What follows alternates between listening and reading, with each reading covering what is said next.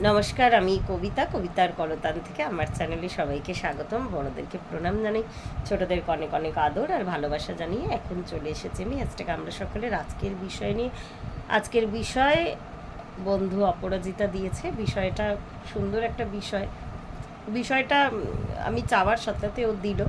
আমি একটা অন্য বিষয় প্রথমে আপলোড করে তারপরে দেখলাম যে এই বিষয়টা আজকের দিনটা চলে গেলে বিষয়টার সেইভাবে মানে আর কি গুরুত্বটা থাকবে না। গুরুত্ব যদিও সবসময়, এই বিষয়টা চিরন্তন বিষয়। যেহেতু আজকে এই অনুষ্ঠানটা, সেই জন্য এই বিষয়টা আমি বলে রাখি। বিষয়টা হলো যে ন্যাড়া পোড়ানোর অনুষ্ঠান। আমি পারফেক্ট বিষয়টা আমি দেখে বসলাম না, জাস্ট ও দিয়েছিল এটাই আর কি, ন্যাড়া পোড়ানোর অনুষ্ঠান কিভাবে হয় আর এর কি গুরুত্ব আজকালকার মানে আমাদের জীবনে, আমাদের সমাজে, এটাই আর কি। ছোটোবেলায় যখন বুঝতাম না তখন তো ওই ন্যাড়া পোড়া হতো, খুব আনন্দ হতো মাঠে। আমাদের বাড়ির সামনে একটা মাঠ ছিল, তো মাঠে বন্ধুরা মিলে গিয়ে ওই ওই করার। আমার না বাড়ি থেকে খুব একটা ছাড়া হতো না আমাকে, কেন জানি না। তো তো ওই অনুষ্ঠানগুলোয় খুব মানে আর কি হাতে পায়ে ধরে, তাও হয়তো গার্ড দিয়ে দাঁড়িয়ে আছে একজন আর কি, ওরমভাবে যাওয়া হতো। ওই দিনগুলো চলে গেলে না খুব কষ্টকর আর কি, ওই দিনগুলো সত্যি আর ফিরে পাওয়া যায় না। তো ওই এখন আমাদের কমপ্লেক্সও হয় ওইভাবে। অ্যাকচুয়াল ন্যাড়া পোড়াটা আমরা বেঙ্গলে বলি। আমি এর সাথে কবিতাটাও বলি, আজ আমাদের ন্যাড়া পোড়ানো, কাল আমাদের দোল, পূর্ণিমাতে চাঁদ উঠেছে বলো হরি বল। তো এটা আমাদের বেঙ্গলে বলি, কিন্তু আসলে অল ওভার ইন্ডিয়াতে হোলিকা দহন বলা হয়। তো এই গল্পটা সবাই জানে, তাও একটু ছোট্ট করে বলে দিই। আমরা জানি প্রহ্লাদ বা ভক্ত প্রহ্লাদ, তিনি বিষ্ণু, ভগবান বিষ্ণুর এত বড় ভক্ত ছিলেন। তার বিশ্বাসের জোরে সে কিন্তু সকল বিপদ থেকে মুক্ত হয়েছিলেন। বিষ্ণু তাকে নিজের বুকে স্থান দিয়েছিলেন। তো ওই ভক্ত প্রহ্লাদের পিসি ছিলেন আর কি হোলিকা। হিরণ্যকশিপু তার বাবার নাম আর কি। বলেন রাক্ষস কুলে প্রহ্লাদের জন্ম হয়েছিল। তো তিনি যেহেতু বিষ্ণুর নাম করতেন, তো নরসিংহ অবতার আর কি। ওই মানে ওই গল্পটারই একটা পার্ট এই হোলিকা দহনের গল্পটা। বিষ্ণুর অবতার নৃসিংহ বা নরসিংহ অবতার।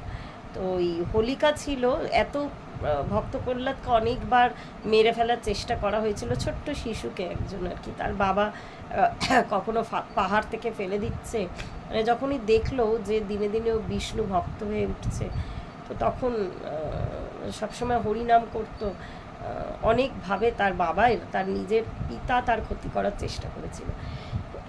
তো হোলিকা যিনি, তিনি হিরণ্যকশিপুর বোন।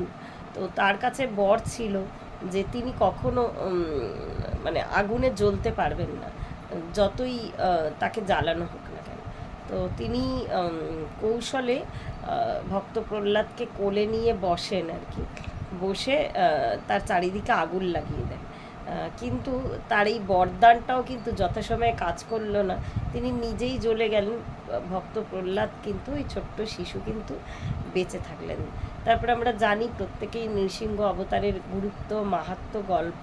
আর্ধেক সিংহ আর্ধেক মানুষ রূপে আর কি। যেহেতু হিরণ্যকশিপুর বর প্রাপ্ত ছিলেন আর কি, তাকে কোনো মানুষ বা কোনো পশু, কোনো ভগবান মারতে পারবেন না। ওই জন্য অর্ধ মানুষ অর্ধেক পশু রূপে কিন্তু নৃসিংহদেবের জন্ম মানে আর কি আবির্ভাব হয়েছিল। তো এটা একটা গল্প, সত্যি কথাই। তো ছোটোবেলা থেকে যখন আমি না ভীষণ স্টোরি বুক বা গল্পের বই পড়তাম, তো এরম ভক্ত প্রহ্লাদের গল্প বই ছিল আমার কাছে। তো ছোটোবেলা থেকে এগুলো পড়ে না ভীষণ আমি একটুখানি এই পুরাণ, একটু ক্লাসিক যে গল্পগুলো, তার সাথে একটু অ্যাটাচড। অনেক ছোটোবেলায় সেন্স হওয়া থেকে আর কি, যখন থেকে আমি পড়তে পারি। মোটামুটি ক্লাস 1-2 থেকে ভালো রিডিং করতে পারতাম।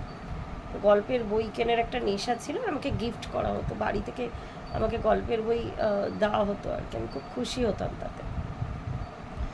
তো এর জন্য আর কি আমার মানে ফ্যামিলির অনেক ড্রব্যাকস থাকলেও আমি কিছু দিক থেকে আমি ভীষণ ব্লেসফুল আর কি, নিজেকে ভীষণ ব্লেসড চাইল্ড মনে করি। যাই হোক, সেই যুগের অনেকখানি আর কি, এতটা অন ক্যামেরা তো সব কিছু বলা যায় না, কিন্তু গল্পের বইয়ের সাথে পরিচয় ঘটানো বা গল্পের বই গিফট করা, সেটা একটা আমার বড় হওয়ার পথে অনেকখানি সহায়ক। তো তখন ওই গল্পেই আটকে ছিলাম আর কি।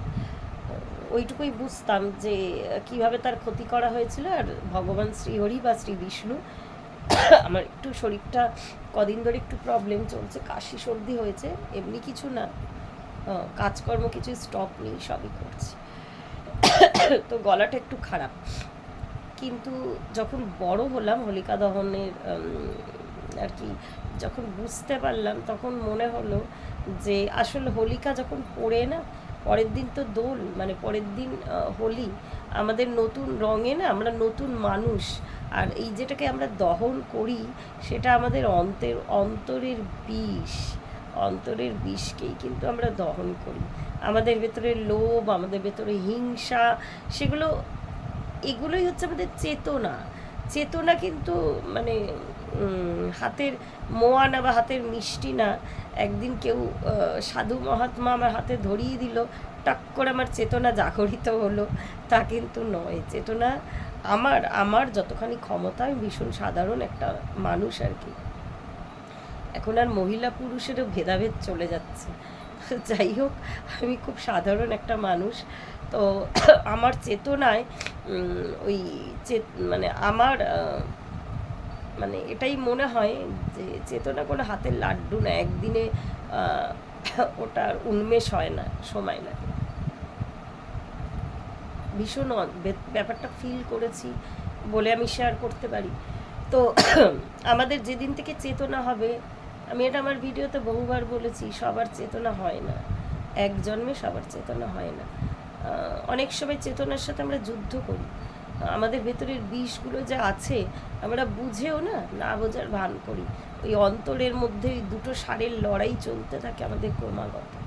তো সেটার মানে যখন ওই একটা স্টেপ পেরিয়ে সেই চেতনাটা যখন আমার কাছে উন্মোচিত হয়, আমার ডার্ক সাইডটা, আমার অন্ধকার আচ্ছন্ন দিকটা, হ্যাঁ আমি হিংসুটে, হ্যাঁ আমি লোভী, হ্যাঁ আমি পরশ্রী কাতর, হ্যাঁ আমি মিথ্যা কথা বলি, হ্যাঁ আমি চালাকি করি, হ্যাঁ আমি এই সময় এই বন্ধুর সাথে আমি খুব একটা ঠিক কাজ করিনি। তো এই চেতনার স্তরগুলো যখন খুলতে থাকে, তারপর থেকে কিন্তু যেদিন এই লড়াইটা বন্ধ হয়ে যায়, যেদিন ওই পরতটা খুলে যায়, সেদিন ওই দিকটা আমার অফ হয়ে যায়, অন্ধকার দিকটা যেদিন আমি বুঝে গেলাম। তো আমার মনে হয় যতদূর হোলিকা দহন কিন্তু ওটাই, আমার ভেতরের বিষটাকে দহন করা। ভেতরের বিষ কিন্তু কেউ দহন করতে পারবে না। মানুষ যখন দেহত্যাগ করে, আমাদের হিন্দু রীতি অনুযায়ী তাকে অগ্নিদগ্ধ, মানে অগ্নিতে ইয়ে করা হয় আর কি। তো সেটা কিন্তু আমার ওই বিষটা নিয়েই কিন্তু নেক্সট লাইফে ট্রান্সফর্ম করবো, যদি না সেই বিষটাকে আর কি আমার জীবন থেকে ডিসকার্ড করতে পারি। তো এর জন্যই হোলির উৎসব, এর জন্যই হোলিকা দহন। পরের দিন থেকে আমি একটা নতুন মানুষ। ওই রং লাগা, স্নান করা, প্রত্যেকটা জিনিস যে কতটা মানে এই উৎসব, আমাদের ইন্ডিয়ান কালচারটাই এরকম, প্রত্যেকটা উৎসবের পেছনে একটা করে গাথা আছে, বা যাকে বলা যায় হচ্ছে যে মানুষকে বোঝানোর জন্য। দেখবেন এক একটা প্রদেশে একই উৎসব বিভিন্ন রকমভাবে আর কি পালিত হয়। অ্যাকচুয়াল মানে সেই জায়গা, মানে সেই ল্যান্ড অনুযায়ী যেটা সহজে মানুষ নিতে পারবে, যে টিচিংটা আর কি। কিন্তু এটার অন্তর্নিহিত অর্থটা যে বুঝে যাবে, আমার মনে হয় যে এটাই একটা ইটসেলফ একটা চেতনা আর কি। তো এই হোলিকা দহনটাও আমার মানে মনে হয় যে আমাদের অন্তরের বিষগুলো নাশ করা। তো এটা যদি আমরা পারি, তাহলেই আমরা জয়ী। আমরা ইন্দ্রিয়কে জয় করতে পারবো, আমরা আমাদের নিজেদের যে ওল্ড সেলফ বা পুরনো যে খোলসটাকে আমরা পুড়িয়ে দিতে পারবো। আমি মানুষটা হয়তো ওপর থেকে একই থাকলাম, কিন্তু আমার অন্তরের বিষগুলো প্রত্যেক বছর যদি আমরা নিজেরা নিজেদের বিষগুলোকে মানে রেকটিফাই করার আগে রেকগনাইজ করতে হবে। যদি রেকগনাইজ করে রেকটিফাই করতে পারি, যদি নিজের কাছে নিজেকে কমিটমেন্ট দিতে পারি, যার রিপিটেশন হবে না এই জিনিসটা, তাহলে কিন্তু সত্যি সত্যি আমরা জয়ী। আর সেই জয় কিন্তু কেউ কখনো কেড়ে নিতে পারবে না। একটা মেডেল তোমার কাছ থেকে চুরি হতে পারে, কিন্তু এই রিয়েল ভিক্টরি কিন্তু কখনোই চুরি হবে না। তো আজ এইটুকুই বলবো, প্রত্যেকে ভালো থাকবেন, পরিবারের সকলকে ভালো রাখবেন। ধন্যবাদ।